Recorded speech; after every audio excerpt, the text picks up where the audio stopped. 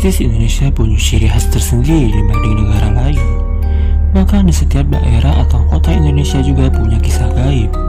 Semua lumayan bikin bulu kuduk merinding setiap mendengarnya. Ada saja legenda atau kisah tentang makhluk kejadian yang populer disebut hantu, namun sesungguhnya berasal dari manusia. Entah apa sebutan yang tepat bagi makhluk sejenis itu.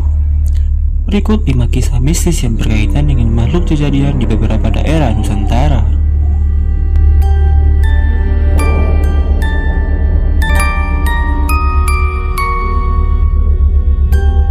Roro Kidul berkuasa pantai selatan.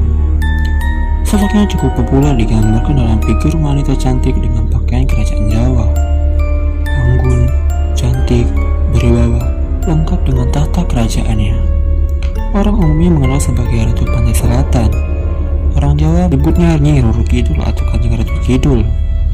Selain orang Jawa Tengah dan Timur, masyarakat Sunda, Jawa Barat, dan Bali pun mempercayai keberadaannya. Kalangan Keraton Surakarta menyebutnya sebagai Kanjeng Ratu Ayu Kenconosari. Keraton Yogyakarta pun memandang penting posisi Nyi Roro Kidul. Figur ini dipercaya adalah pasangan spiritual para Sultan Mataram dan Yogyakarta. Ada berbagai ritual khusus sebagai penghormatan kepada Nyi Roro Kidul, mulai dari melarungkan seserahan hingga mencuci keris. Bahkan kabarnya sang ratu juga meminta korban nyawa manusia yang hanyut tenggelam di laut selatan Jawa atau Samudra Hindia. Kepercayaan lain karena kesukaan Nyi Roro Kidul adalah hijau. Maka jika ada pengunjung pantai selatan Jawa yang memakai baju hijau, maka akan hanyut dan tenggelam di bawahnya.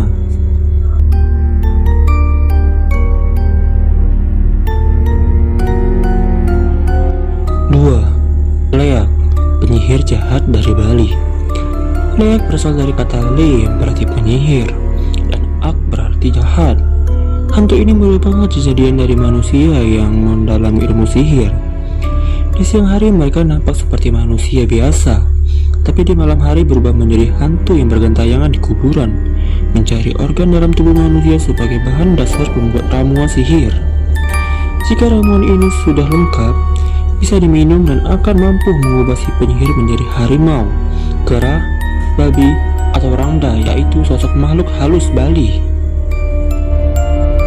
Yang mengerikan, Leak bukan hanya mengambil organ tubuh manusia yang sudah mati, melainkan juga organ manusia yang masih hidup. Selama berwujud Leak, penyihir jahat ini muncul dalam sosok kepala manusia dengan organ-organ seperti usus, jantung, paru-paru yang bergantung di kepalanya. Selain mencari organ tubuh manusia, Leak juga menghisap darah bayi yang masih di dalam kandungan. Untuk melumpuhkan Leak, maka kepalanya harus dipotong hingga terpisah dari organ tubuhnya. Jika berhasil, maka Leak tersebut akan mati. 3. Palasik dari Sumatera. Mirip dengan Leak, Palasik juga berwujud kepala dengan organ tubuh dalam yang bergentayangan mencari mangsa berupa jaring bayi.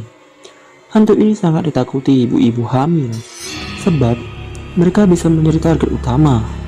Diyakini bahwa apabila seorang menjadi palasik, maka turunannya juga akan menjadi palasik. Ini merupakan ilmu hitam yang bersifat turun-temurun. Berbeda dengan Leak yang memakan semua jenis organ tubuh di bagian dalam, maka palasik hanya memangsa janin atau darah bayi dalam kandungan. Palasik ada 3 jenis, yaitu hanya memakan atau menyerut bayi dalam kandungan, sehingga bayi itu lahir tanpa ubun-ubun atau meninggal dalam kandungan.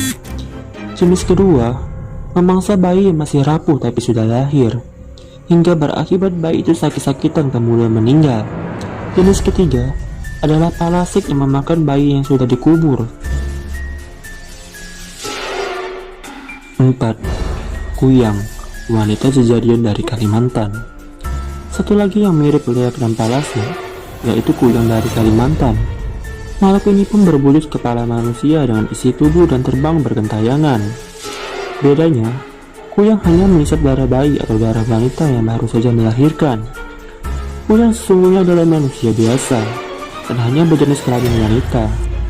Wanita ini menuntut ilmu sihir yang membuatnya hidup abadi apabila terus-menerus menghisap darah bayi dan wanita yang habis melahirkan. Di siang hari, Kuyang adalah manusia biasa yang memakai jubah. Baru pada malam hari, ia terbang bergentayangan mencari mangsa. Sama seperti Palasik, ilmu sihir Kuyang bersifat turun-temurun. Konon, jika berhasil, maka Kuyang bisa mencapai usia ratusan tahun.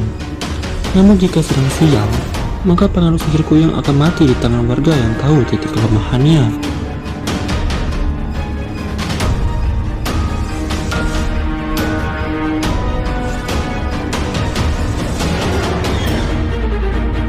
Lima, Jurik Jarian dari Tanah Sunda. Dalam bahasa Sunda, jurik berarti hantu, sedangkan jarian adalah sampah.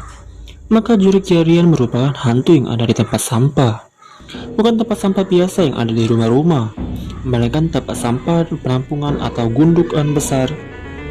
Jurik jarian hanya mengganggu anak-anak dan ibu hamil yang lewat di dekatnya mendekati waktu maghrib.